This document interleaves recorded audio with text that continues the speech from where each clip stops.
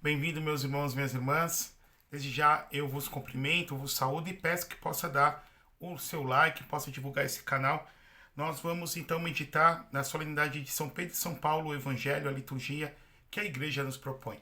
O Senhor esteja convosco, Ele está no meio de nós. Proclamação do Santo Evangelho de nosso Senhor Jesus Cristo, segundo São Mateus. Glória a vós, Senhor. Naquele tempo, Jesus foi à região de Cesareia de Filipe e ali perguntou aos seus discípulos quem dizem os homens ser o Filho do Homem. Eles responderam: alguns dizem que é João Batista, outros que é Elias, outros ainda que é Jeremias ou algum dos profetas. Então Jesus lhes perguntou: e vós quem dizeis que eu sou? Simão Pedro respondeu: tu és o Messias, o Filho do Deus vivo. Respondendo, Jesus lhe disse: feliz és tu, Simão, filho de Jonas, porque não foi um ser humano que te revelou isso, mas meu Pai que está nos céus. Por isso te digo que tu és Pedro, e sobre essa pedra eu edificarei, eu construirei a minha igreja, e o poder do inferno nunca poderá vencê-la. Eu te darei a chave do reino dos céus, e tudo que tu ligares na terra será ligado nos céus, e tudo que tu desligares na terra será desligado nos céus. Palavra da salvação, glória a vós, Senhor. Ave Maria, cheia de graça, o Senhor é convosco, bendita sois vós entre as mulheres, bendito o fruto do vosso ventre, Jesus. Santa Maria, Mãe de Deus, rogai por nós pecadores, agora e na hora de nossa morte. Amém. Que as palavras do Santo Evangelho perdoem os nossos pecados. Amém. Irmãos e irmãs, nós celebramos hoje, eu já estou adiantando, porque na verdade a gente vai celebrar no domingo, estou gravando hoje é quinta-feira, mas foi celebrado ontem, a solenidade do grande apóstolo São Pedro e São Paulo, as duas grandes colunas da igreja, e os dois que estão sepultados na cidade de Roma. São Paulo está sepultado na Basílica São Paulo Extramuros, fora do muros, e São Pedro sepultado então na cripta abaixo do altar da confissão, na Basílica São Pedro, onde o Papa celebra suas missas, está sepultado lá. Ambos os dois foram mortos na época de Caio César Germânico, que é o famoso Caio César Nero Germânico, o famoso Nero, né? A gente já simplifica tudo Nero, aquele louco que colocou fogo em Roma e depois colocou a culpa nos cristãos. Nero, que mandou matar os cristãos. Nós, esses dias, celebrávamos a festa dos proto-mártires de Roma, então, os primeiros martirizados na cidade eterna, lá pelo ano 64. É muito interessante, a tradição nos diz isso. São Paulo foi morto a golpe de espada. Nós tivemos agora há pouco, na segunda leitura, eu vou ler só essa passagem, em que justamente Paulo, já preso, já idoso, provavelmente na casa dos 60 anos, mas 60 anos naquela época era muito tempo, escrevendo para Timóteo, já próximo muito da sua morte, e dizendo: combati o bom combate, completei a corrida, guardei a fé. Quanto a mim, já estou para ser derramado em sacrifício. Então ele foi decapitado na cidade de Roma, né? Teve sua cabeça decepada. E São Pedro, que foi crucificado de cabeça para baixo. Então diz a tradição, existe a via significa, tanto em latim como em italiano, estrada, chamada Via Aureliana.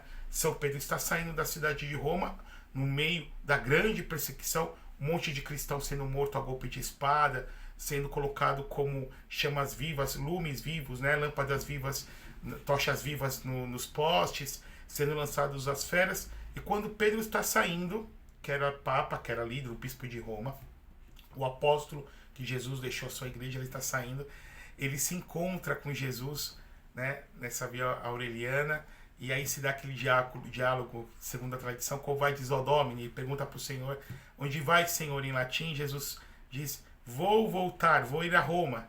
Jesus está voltando com a cruz às costas.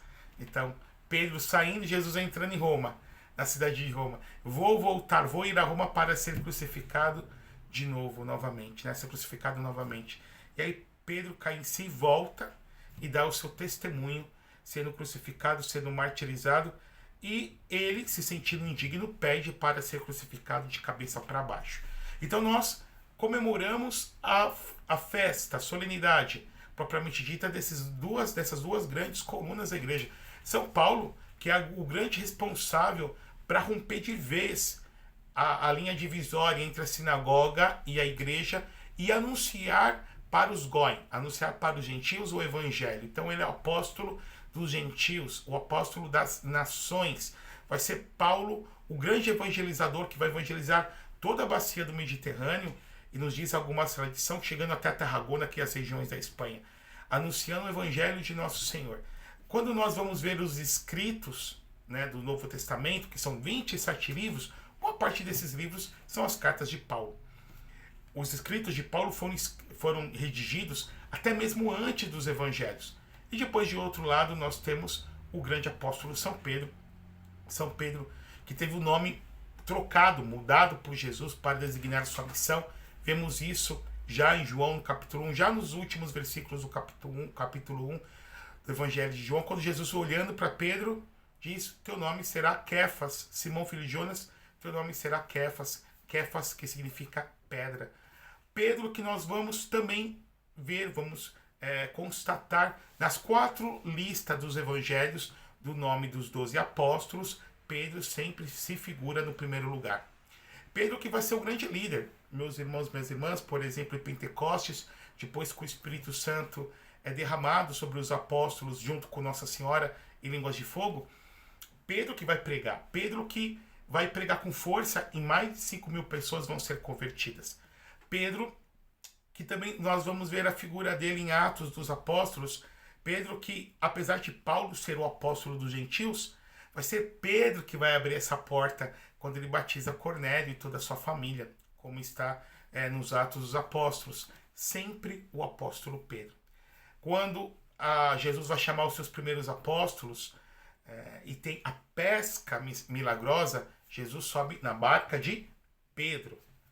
Nós vamos ver também a relação de Jesus com Pedro.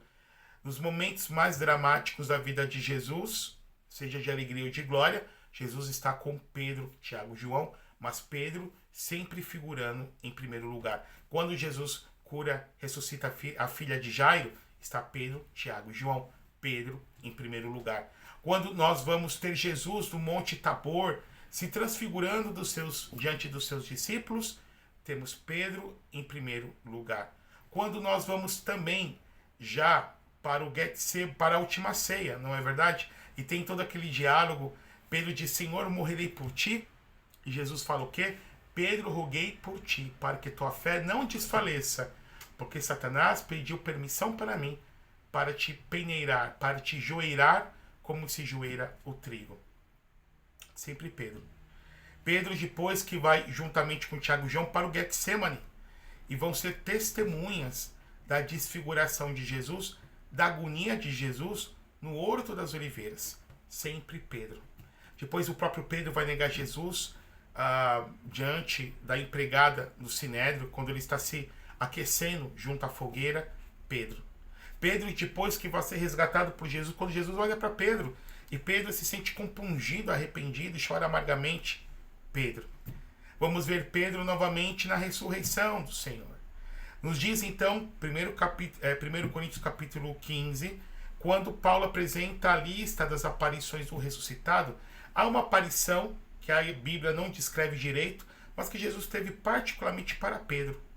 No Evangelho de João, quando nosso Senhor sai ressuscitado do túmulo, corre Pedro e João, mas nos diz que João correu mais rápido, porque era mais jovem que Pedro, porém ele parou diante da porta, né? Não entrou, estava esperando aquele que não era apenas o mais velho, mas tinha a prioridade dentro da igreja apostólica, Pedro.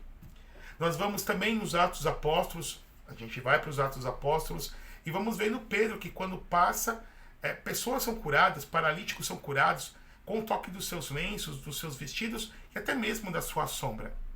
Como que Jesus confirmando que mesmo aquele apóstolo que o negou, que o traiu, Jesus não tirava a autoridade dele, muito pelo contrário, o confirmava. A figura de Pedro, que é a figura de todos os papas, de todos os líderes, que vai contrastando como luz e trevas, luzes e escuridões e sombras, a figura daquele que é fiel, mas também daquele que pode ser traidor, daquele que pode negar a fé, pode targiversar justamente com a fé, como São Pedro fez. Mas Jesus confirmou a autoridade de Pedro. Quando vamos no Evangelho de João, já no capítulo, se não me engano, capítulo 21 propriamente dito, junto ao lago de Tiberíades, por 3 vezes Jesus pergunta: Simão, filho de João, você me ama? Tu me amas mais do que estes? E ele confirma: sim, Senhor, te amo. Na última pergunta, na última resposta, diz: Senhor, tu sabes tudo, tu sabes que eu te amo. E Jesus sempre confirmando: apacenta as minhas ovelhas, apacenta as minhas ovelhas, apacenta os meus cordeiros.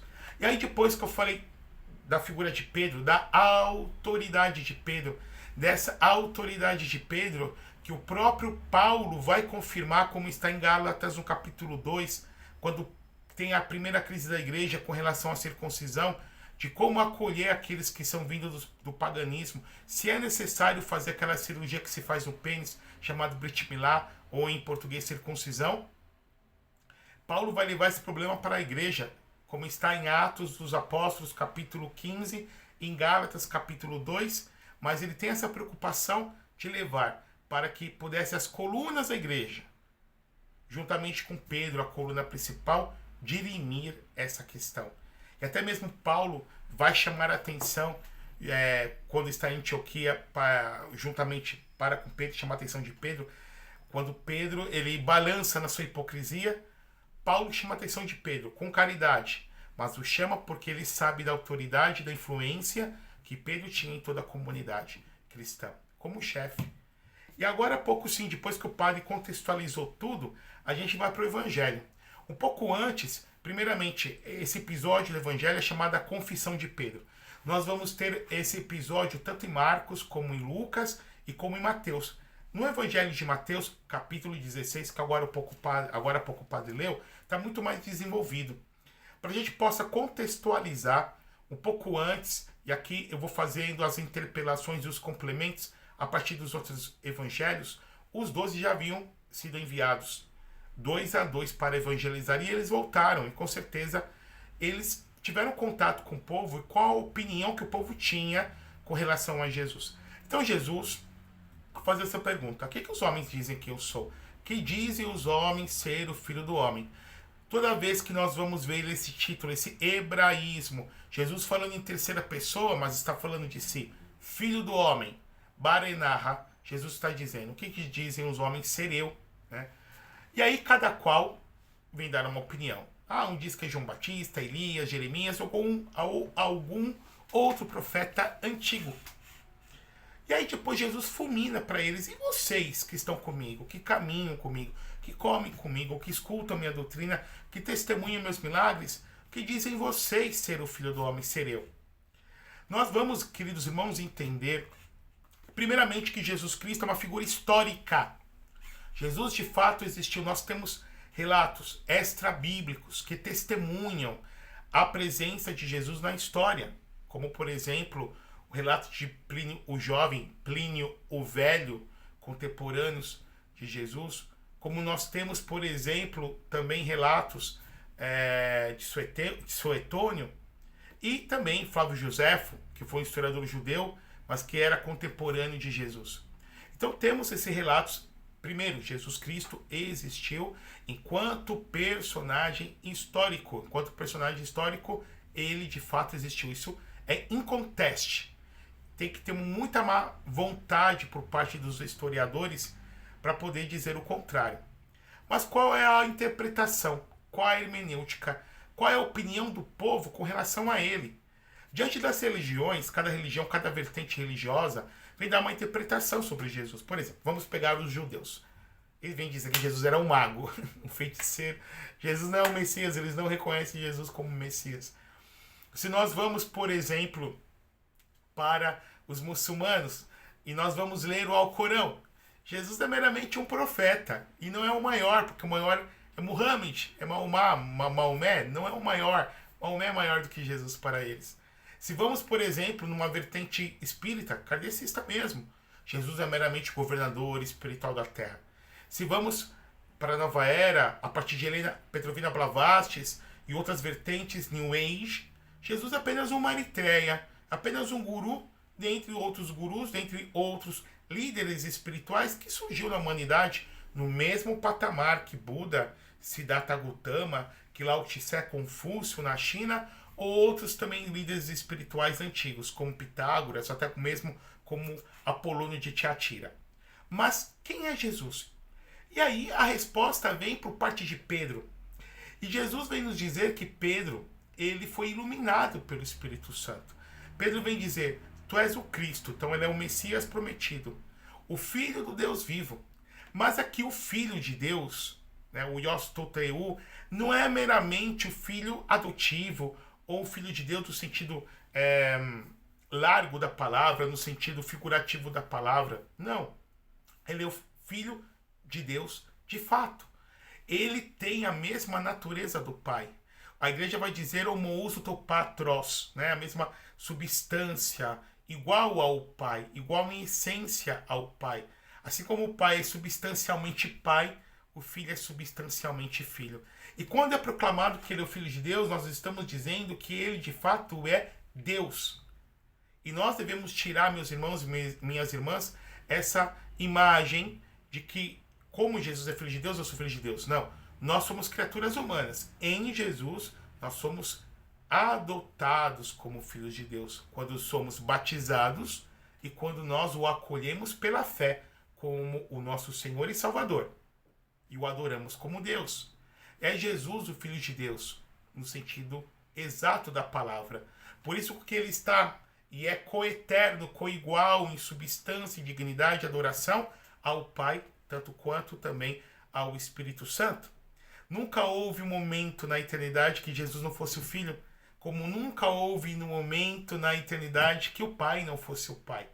Aqui está o mistério que nós somos convidados a penetrar. E que também não podemos ter essa visão que as pessoas têm subordinacionista de que o Pai é maior do que o Filho. E de que o Filho não chega a ser Deus como o Pai. Não, não é esse o ensino da igreja. E aí nosso Senhor, depois que Jesus falou, Pedro disse isso, iluminado pelo Espírito Santo para Jesus, contrapartida, vai falar para Pedro. Tu, Pedro, feliz és tu, Simão, filho de Jonas, porque não foi um ser humano que te revelou isso. Em outra tradução, não foi a carne nem o sangue, mas o meu Pai que está nos céus. Por isso que eu te digo que tu és Pedro. Jesus muda o nome dele, Simão, para Kefas, que significa rocha, pedra. Jesus é a rocha invisível, fundamental, e Pedro a rocha visível, ok? Quando nós vamos no Salmo 117, diz assim, a pedra que os pedreiros rejeitaram, ou seja, os hebreus, os judeus, a pedra que os pedreiros rejeitaram, tornou-se agora a pedra angular. E aí, Jesus mudou o nome dele para Kefas, para Pedro. Por isso que te digo que tu és Pedro, e sobre essa pedra eu construirei a minha igreja. Então aqui guarda essa verdade, meu irmão, minha irmã. A igreja é de Jesus. Assim como nós temos um só Deus, um só mediador, que é Jesus Cristo, nós temos uma só igreja. Igreja que vem da palavra hebraica karhar, tanto quanto da palavra grega eclésia, kahal, e eclésia significa a mesma coisa, a assembleia daqueles que são os convidados, daqueles que são os escolhidos. Por isso que Jesus vai dizer em outro momento em João, não foste vós que me escolhestes, fui eu que vos escolhi, para ides e dardes frutos. Quando eu for levantado da terra, atrairei todos para mim, Jesus também vai dizer. Em outro momento, Jesus vai afirmar também que aqueles a quem o Pai der para mim, ninguém pode vir a mim se o Pai não o atrair. Então, os convocados para o Senhor, ele tem uma igreja. A igreja que São Paulo vai dizer em Efésios, em Coríntios, em Filipenses, a igreja que é o corpo de Cristo. Ele é a cabeça e nós somos os membros. E a alma que anima este corpo, que mantém membros e cabeça unidos, se chama Espírito Santo. A igreja que é a esposa de Jesus. Paulo vai dizer isso com tanta categoria, que a igreja é a esposa de Jesus. É muito interessante quando vemos nas pinturas antigas, assim como Adão adormecido, Deus tirou a Eva, e Adão olhando para Eva, atônito, tamanha era a sua beleza, dizendo, agora sim, carne da minha carne, sangue do meu sangue. Os pintores, os iconógrafos antigos põem uma mulher saindo do lado aberto de Jesus. Quando Jesus morre, o soldado lanceta, golpeia, diz a tradição, soldado chamado Longinos, golpeia com uma lança o peito, o coração de Jesus e jorra, não diz nem que sai, jorra sangue e água. Água, símbolo do batismo, sangue, símbolo da Eucaristia. Nessas pinturas antigas sai uma mulher. A mulher que simboliza a igreja, a esposa de Jesus.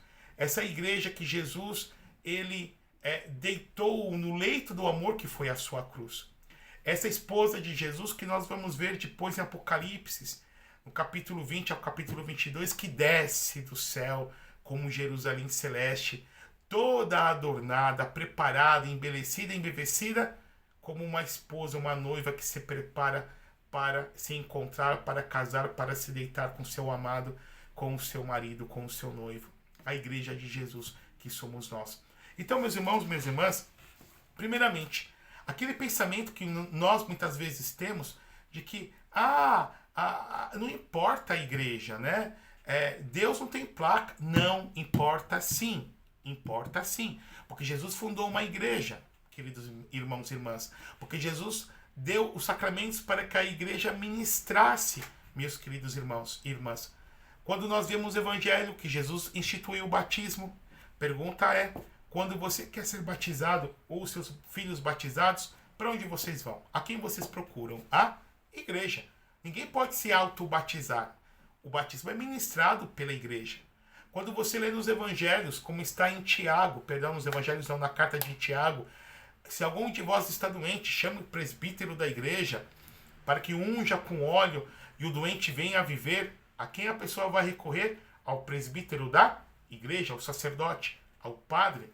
Quando duas pessoas, o homem e a mulher, querem se unirem em matrimônio, a quem eles recorrem para receberem um sacramento, se darem, se receberem, mas terem a bênção testificada pela igreja, pela autoridade da igreja, recorrem ao sacerdote, ao diácono, ao bispo, mas é a igreja que vai justamente, queridos irmãos, abençoar e testemunhar e bendizer esse matrimônio. A igreja sempre. Você quer casar, você vai para a igreja. Quando você lê nos seus evangelhos na Bíblia, também em Coríntios, capítulo 11, a partir do versículo 23, 1 Coríntios, capítulo 11, nós temos a narrativa da última ceia, quando Jesus institui a Eucaristia. Tomai todos e comei, tomai todos e bebei, isto é meu corpo, este é meu sangue.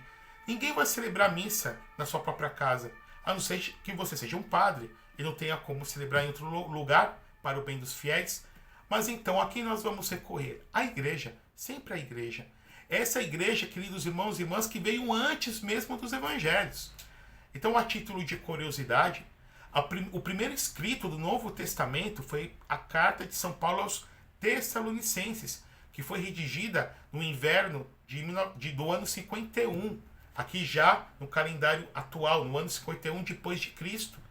E se nós vamos então fazer uma linha histórica, se o ano zero, segundo o nosso calendário gregoriano, o ano zero é o ano do nascimento de Cristo, se o ano 33 é o ano da sua paixão, morte, ressurreição e ascensão, só depois de décadas, ano 51, que nós vamos ter o primeiro escrito do Novo Testamento. Quando Paulo, por exemplo, está em Coríntios, no inverno de Coríntios, e escreve uma carta para os cristãos da comunidade de Tessalônica. E aí nós podemos bater com a grande descoberta que descobriram nas ruínas de Delfos, e aqui foi no século XX essa descoberta, e eles fazendo um cálculo matemático historiográfico, dizendo que Galião, descobriram uma inscrição que Galião era o procônsul da Acaia, e aí fazendo o cálculo era entre esse ano, 51 e 52, confirmando com Atos dos Apóstolos 18 e 18. Então, realmente, aqui está a base histórica também da referência da Bíblia, porque Paulo foi julgado por Galião, que era procônsul, representando o imperador na região, na província da Acaia, onde é hoje a Ásia Menor, onde é hoje a Turquia. Por que eu estou falando tudo isso? Para deixar bem claro que a igreja precedeu a Bíblia. Então, quando a gente vê as pessoas, eu quero a Bíblia, a palavra, mas não aceito a igreja, é burrice. Burrice. Porque mesmo os evangelhos, mesmo Marcos, Mateus e Lucas, os três evangelhos, os primeiros, eles foram escritos em torno do ano 70. Portanto, quase 40 anos, um pouco mais, um pouco menos, 40 anos depois da paixão, da morte e da ressurreição de Jesus. Então, durante 40 anos, nós só tínhamos a pregação, o testemunho da igreja, o testemunho dos apóstolos, da pregação daqueles que escutaram Jesus, que testemunharam os milagres de Jesus, ou seja, a igreja. E mesmo os evangelhos, o último evangelho vai ser João, o evangelho de João, que vai ser escrito no finzinho do século I, já em meados do ano 100. Então, com a morte de João, acaba-se a revelação pública. Mas quem vai definir qual escrito é inspirado ou não inspirado vai ser a igreja. E mesmo diante de tantos evangelhos que tinha a igreja circulando nas comunidades, como o evangelho de Pedro, de Tiago, o evangelho de Paulo, só depois, no ano 325, 300 anos depois da paixão, da morte e da ressurreição de Cristo, que a igreja, no concílio de Nicéia, na época de Constantino Magno, era imperador romano, e o Papa Silvestre, era o Papa da época, o bispo de Roma, sucessor de Pedro, é que a igreja vai dizer, estes evangelhos são inspirados. Por que que o padre deu toda essa contextualização histórica? Nós vemos que em muitos lugares aqui na Europa, principalmente nos Estados Unidos, as pessoas vão estudando, se convertem ao catolicismo, principalmente quem é evangélico, quem é protestante. Então, um católico mal estudado vira evangélico. Um evangélico que estuda muito, que estuda a Bíblia, a formação da Bíblia, que estuda a história da igreja, ele se torna católico. Porque a igreja católica foi fundada por nosso Senhor Jesus Cristo. Quando nós falamos católico, apostólico romano, ou nós falamos igreja é una, santa católica apostólica, não é o substantivo da igreja, não é o nome da igreja. Você não vai encontrar esse nome na Bíblia, mas é os atributos da igreja. Assim como eu sou baixinho, gordinho, uso óculos, mas eu sou o Marcos é o meu substantivo, é o que eu sou, a minha substância. Substância, substantivo. Agora, os atributos adjetivos é da igreja, que a igreja é una, que a igreja é uma só, é santa, porque Cristo é o fundador da igreja. A igreja não é pecadora, a igreja é santa como membros pecadores. É santa, é católica, porque é universal, é apostólica, porque vem dos apóstolos. Romana, porque tem sua sede em Roma, onde Pedro pregou, onde Pedro também deu testemunho, foi morto, foi crucificado e está sepultado. Então todos os bispos de Roma são sucessores de Pedro.